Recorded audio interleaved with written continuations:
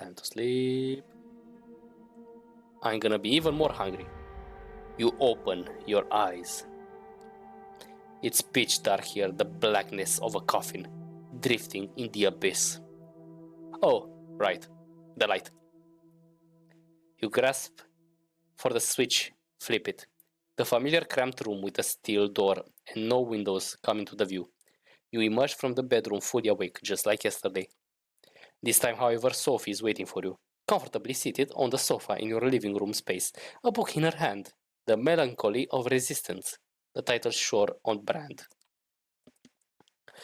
Good evening, Carl. Good evening, Sophie. I hope you rested well. Tonight will be quite eventful, I think. Come, we have an appointment. I received word Elysium will be called again tonight on account of your unruly friend from Corona Park.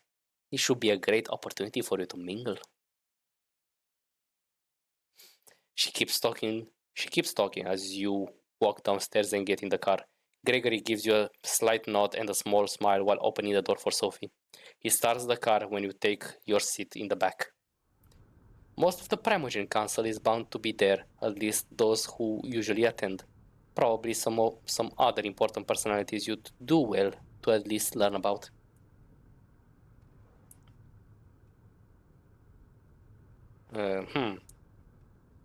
Who should I talk to? How should I carry myself inside? Luke sounds more like a Toreador question. Who should I talk to? Anyone. Anyone I should talk to when we arrive? Not especially. My advice would be to try to talk to the prince and perhaps reassure her on your gratefulness for being spared.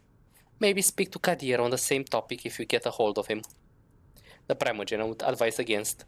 They are rather stuck up, all told, and even they will talk to you. And even if they talk to you, they might try to secure you for some nefarious purpose. I wouldn't appreciate that. Of course, be respectful if anybody approaches you and strikes up a conversation. You will no doubt be gossiped about, as will I. Keep a cool head. Some enjoy provoking fledglings into stupid acts. At any rate, you should behave yourself tonight. Remember what I told you about reflecting on me as your patron. I have a reputation to uphold in the court. Do not tarnish it. There it is. She might have saved you. She might be protecting and teaching you, but it's clear what she's really concerned about. Her own interests. You step into the art hole with something of a bad memory. Last time you were here, your entire world has been turned upside down and your existence nearly ended. But tonight there is very little outwards hostility. Yes, Kadir gives you a look that's definitely intended to remind you of your place. But the prince, also in attendance, seems pleased to see you. Welcome, Sophie. No, welcome, Sophie. Carl, did I get that right? Good evening to both of you. I understand there is somebody else you wish to present to the court tonight. Yes, Prince, they will be joining us shortly.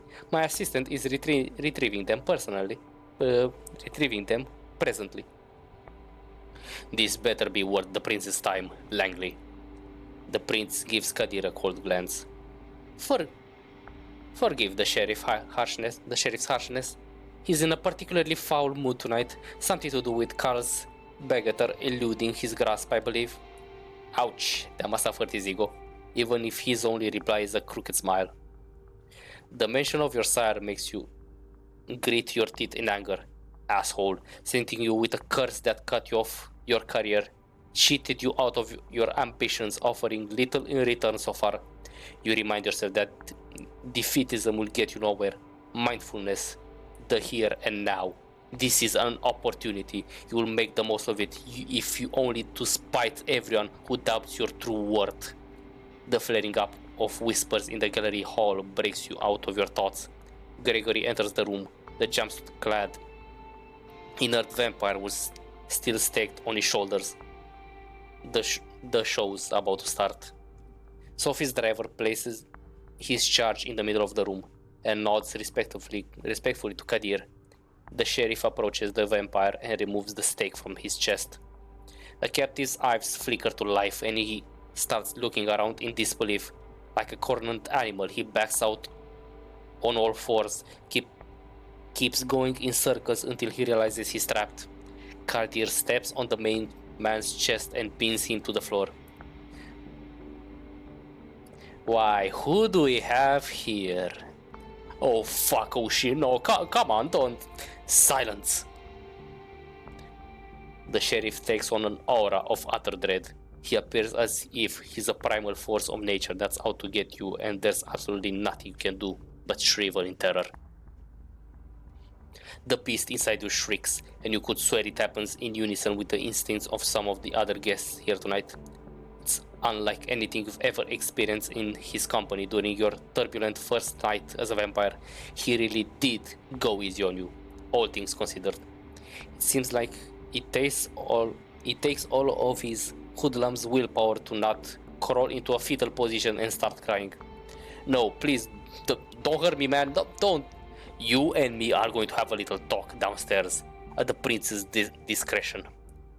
Please, go ahead, my sheriff. You heard the prince. Get up. Let's go. He doesn't wait for a confirmation. He just grabs the man and drags him, kicking and screaming out of the room. Conversations start all around you. Some whispered, some quite overt. Sophie looks somewhat bored of the whole affair, her eyes wandering from art piece to art piece, clearly finding nothing to her particular liking.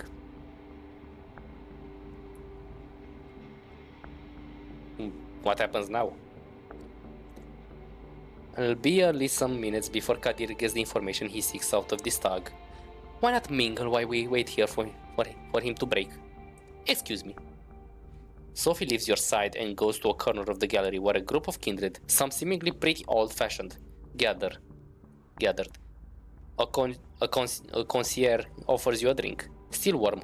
It smells nice. Just a sip to start you off, a splash over your palate, coating your tongue and the inside of your cheeks. Nourishment. You're left to your own devices. You have a quick look around. The prince is currently talking to a dark-skinned woman that you recall seeing here those few nights ago. She has a cold but noble countenance to her. Their conversation seems to be casual. A loud, shrill laugh turns your attention to the bespectacled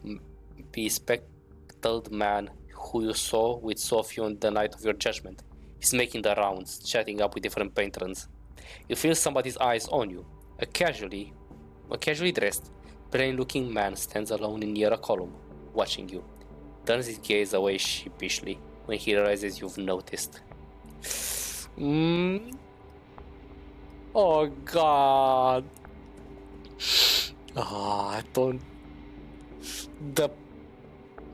I may be excused for my lack of budging into the prince talking. However, she is the reason that I'm alive. So I need to, as Sophie said, you need to let her know you appreciate what she did to you. First the prince, I'm gonna YOLO it. You approach the prince, trying to stay as respectful of her private conversation as possible. She glances at you as you step forward, her scrutinizing gaze mimicked by her companion. She addresses the dark-skinned woman before turning to you. Excuse me for just a moment, Samira. Yes, Carl, what is it? I wanted to give you my thanks. I wish to thank you for sparing me, Prince. I realized it wasn't an easy decision to make, and I wanted to express my sincere appreciation. How thoughtful of you. She takes a long look at you before she continues. I didn't do it from the kindness of my unbeating heart. You are an asset to Miss Langley, to the Camarilla, and to me. I believe I made the right decision. Prove to me, and the other kindred of this city, that it was so, and there might be more to your future nights than just survival and servitude. The dark-skinned woman looks impatiently at you and catches the prince's attention. Forgive me, that's all the time I can spare right now. We have some things to discuss with Samira still. Enjoy your night, Carl. Bow and leave. You leave the two women to their conversation, which they get back to almost immediately after the prince turns to Samira. You notice Sophie mingling with the other kindred, clearly in her element and not to be disturbed. Kadir hasn't come back yet, so you can probably still find time for at least one conversation.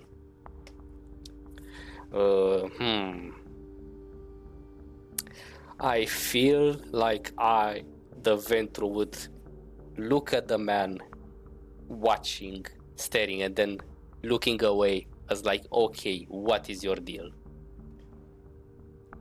I want to know. That's... He's looking at you. He wants something. He thinks something. Maybe I can change that. Okay, maybe I can work with that. There's something about this guy. It's not that he's staring at you. Most everybody in this room has, at one point or another. How he does it. He seems shy, maybe even afraid. It's hard to find a secluded spot in the gallery tonight, but this guy has an entire corner of the room all by him, all to himself. Is this bad? Is he a Markavian? As you approach, he's standing alone, no glass in hand, a worried look on his face. Good evening, Mr. Robert Larson. Larson, or you can call me Robert. Either's fine. Why are you standing here alone like this? I'm not hugely liked around these parts. I'm surprised you wanted to talk to me. Then again, you're new, so you probably don't know. I'm one of the princes. Now Prince Hardan's prime... Oh, shit! Sophie's told us to not talk with the Primogents. Oh, shit. I may have fucked up if I'm not careful. I'm here on business, in case the prince requires my insight. Usually, it's so she can hear me out before ignoring me. Not sure if you were paying attention the other night, but when the prince mentioned diverging opinions, or whether you should be executed or not, that was me. I was the diverging opinion.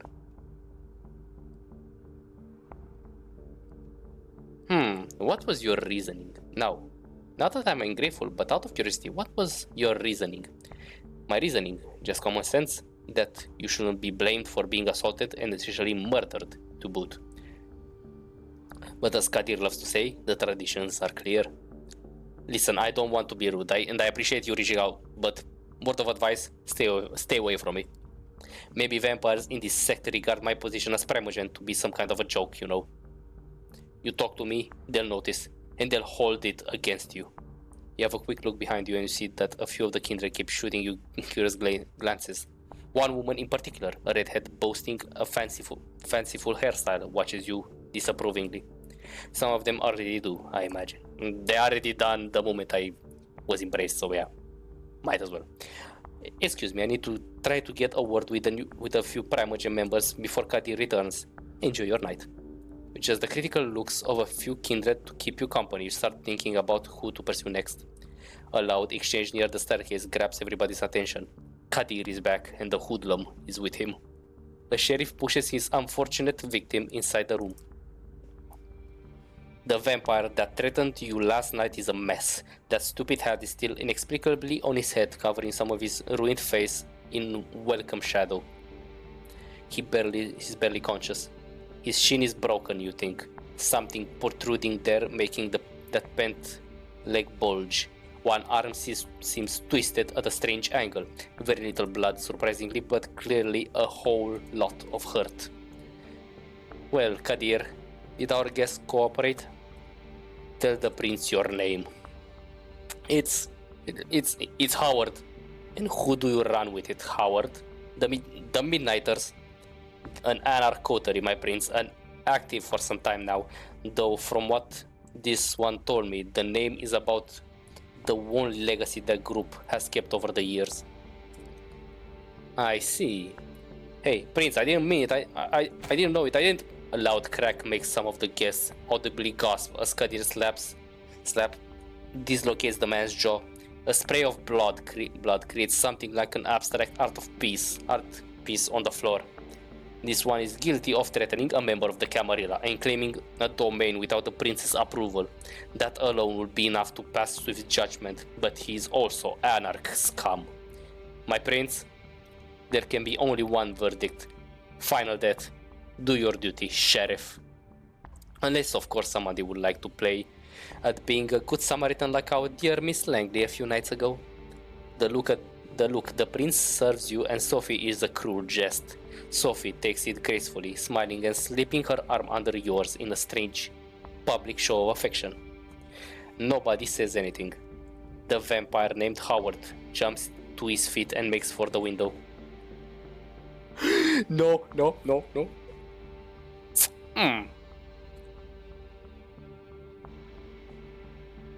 This is Elysium. I don't do disciplines here. However, I can attempt to stop him. In a split second, you make your choice. You dash forward and hit Howard with your shoulder. He crashes into a painting.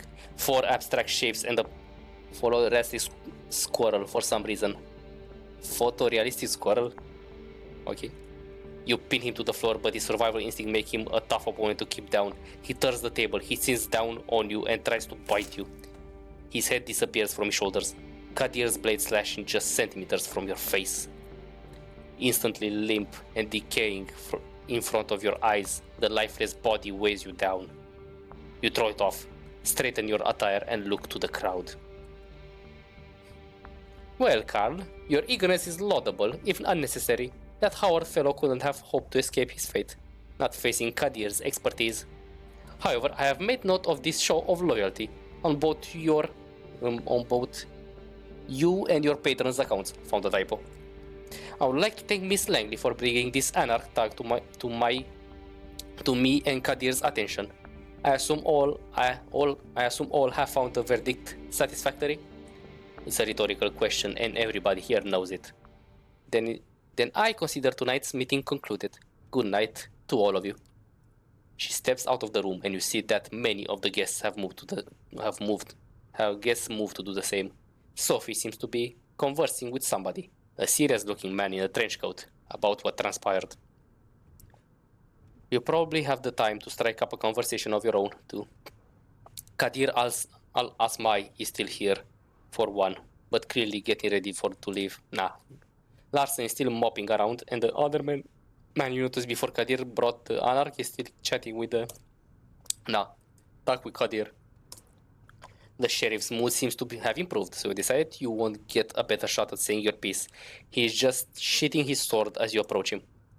He notices you just before his face turns from a melancholic frown back to his regular predatory smirk. You seem to have caught him in a moment of reflection. What is it, Carl? I wanted to thank you for bringing me here. In one piece, for giving me a chance. An emotion creeps into Kadir's face that you haven't seen the sheriff exhibit yet. Is that gratitude?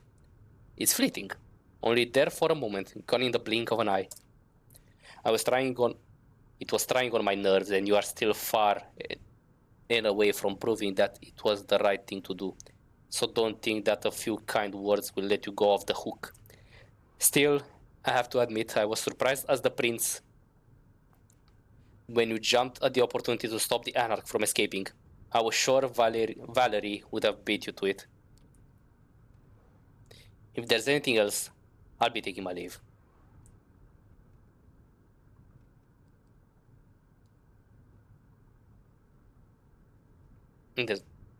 Nah. Can you tell me something about Sophie? Yeah, I want to know who my protector is. I was wondering if you could tell me something about Sophie. She talks a lot about the Camarilla and other things, but I will barely know anything about her. Oh, I can tell you something about Sophie, something she wouldn't want you to hear. Like that fact she's manipulative and vindictive. But then again, which of us Kindred aren't? You want to know more about Sophie's past? Ask her. She's unlikely to tell you the truth, though. I'm quite sure she never told me, despite our previous history. That's what we do, Fledgling. We exist for centuries and we lie. To our families, our friends, our lovers. To our kindreds, sires, and children. To ourselves. He picks up the sword and turns around the stairs. Good night.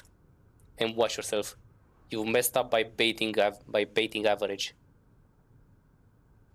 You've messed up by batting average. So I'll be sure to keep a close eye on you. With that final threat, he leaves the gallery. It's right about when Sophie also ends the conversation and walks over to you. Interesting evening, wasn't it? Come on, Gregory's waiting downstairs. Oh, I need a bio break. She seems preoccupied with something, and not in a talkative mood. It's an awkward ride back to the city. This time you arrive at another building, just 2 streets across from your apartment. She brings you upstairs through a very nice lobby and a luxurious looking hall into her domain. Please have a seat. I shall be right with you. Not the right voice. Hold on. I need to get ready. You take in your surroundings. The apartment is like a gallery, an old school smoking room that you've seen in some period piece once. The nouveau riche living room, meticulously combined together. Apologies. Old habits die hard. Clearly, some stick with you even after your death. She drags on her cigarette and breathes out. Breathes. Breathes. How is she doing that? Can you do that? Oh, yes, you might not know. Takes some practice, but you can keep smoking if you like. Other things too. Experiment. You might surprise yourself. But I did not bring you here to show off. This is where I rest these nights. That door in the back, the bedroom. Similar to yours, I have servants and bodyguards in addition, of course.